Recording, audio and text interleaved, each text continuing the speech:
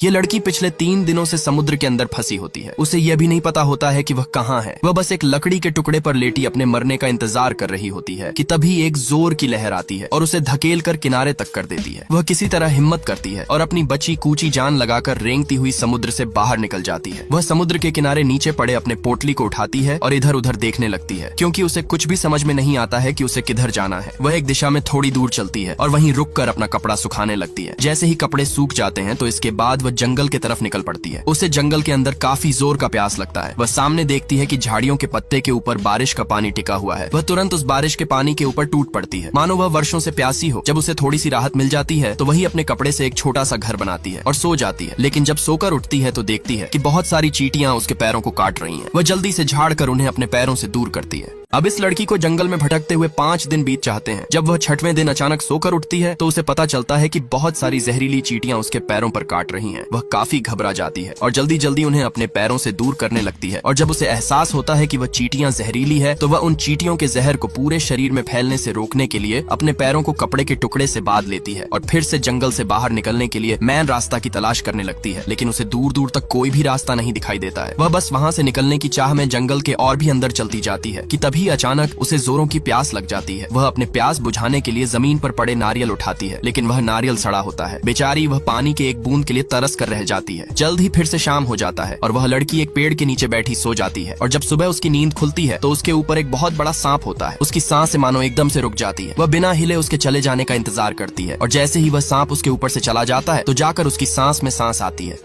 ये बच्चे बाढ़ की वजह से अपने माँ बाप से बिछड़ जाते हैं और वे एक ऐसे द्वीप पर पहुंच जाते हैं जहाँ एक भी इंसान नहीं होते हैं। वे वहाँ से निकलने के लिए काफी समय तक भटकते हैं, लेकिन जब उन्हें कुछ भी समझ में नहीं आता है तो वहाँ से बाहर निकलने के लिए एक मैप को देखने लगते हैं कि तभी अचानक एक अजीब सा दिखने वाला मकड़ी उनके तरफ आता है। वे उस मकड़ी को देखकर काफी डर जाते हैं और अपनी जान बचाने के लिए एक कुएं के अंदर छलांग लगा देते हैं और वे वहाँ से निकलकर एक ऐसी जगह पहुंच जाते हैं जहाँ बहुत सारे सोने का खजाना होता है। वे उस खजाने को पाकर खुश नहीं होते हैं। उन्हें अपने घर की याद आ रही होती है कि तभी लड़के को एक अजीब सी लॉकेट दिखाई देती है जिसके लिए 2 कंकाल लड़ते हुए खड़ा होते हैं। वह लड़का जैसे ही उस लॉकेट को लेने की कोशिश करता है तो लड़की उसे उस लॉकेट को छूने से मना कर देती है। लेकिन लड़की के कुछ आगे जाते ही वह लड़का उस लॉकेट को लेकर उसके पीछे चल देता है और जैसे ही गुफा से बाहर आता है तो देखता है कि वह कंकाल जिंदा हो चुके हैं और उसके दोस्त के ऊपर हमला कर दिए हैं। वह तुरंत अपने दोस्त की रक्षा करने के लिए उन कंकालों से फाइट करने लगता है। आदमी को दीवार के ऊपर एक अजीब सी बटन दिखाई देती है। वह उसे छूकर पता लगाने की कोशिश करने लगता है कि आखिर वह क्या चीज है। फिर उसके बाद जब उसे कुछ भी समझ में नहीं आता है तो उसे दबा देता है। उसके दबाते ही अचानक से वह बटन बाहर निकलने लगती है, लेकिन जब वह आदमी उसे ध्यान से देखता है तो वह कोई बटन नहीं होती है बल्कि एक बेबी एंजल का प्राइवेट पार्ट होता है। यह देखकर आदमी बिल्कुल सन्न रह जाता है। उसे कुछ भी समझ में नहीं आता है आखिर दीवार से इतने बेबी एंजल कैसे बाहर निकल रहे हैं। वे अभी सदमे में ही होता है कि तभी वे बेबी एंजल वापस से दीवार के अंदर जाने लगते हैं और उनका छोटा सा चीज बाहर ही रह जाता है। जब आदमी सदमे से बाहर आता है तो डर के मारे जोर से चिल्लाने लगता है। उसे धीरे धीरे उस कमरे के अंदर काफी समय बीत जाते हैं। अब उसे रहा नहीं जाता है तो वह फिर से उन बटन को दबाने के लिए सोचता है। जैसे ही वह एक बटन को दबाता है तो उस दीवार से एक ब्रश बाहर निकलता है। वह फिर से एक दूसरी बटन को दबाता है तो एक लाउड स्पीकर बाहर निकलता है। इसी तरह करके वह बहुत सारे सामान को इकट्ठा कर लेता है। अब उसे समझ में आ जाता है कि हो ना हो यहाँ से बाहर निकलने का रास्ता इन्हीं सब बटनों के बीच है। इसलिए अब वह उस बटन को ढूंढने लगता है जिसकी मदद से वह बाहर निकल सकता था।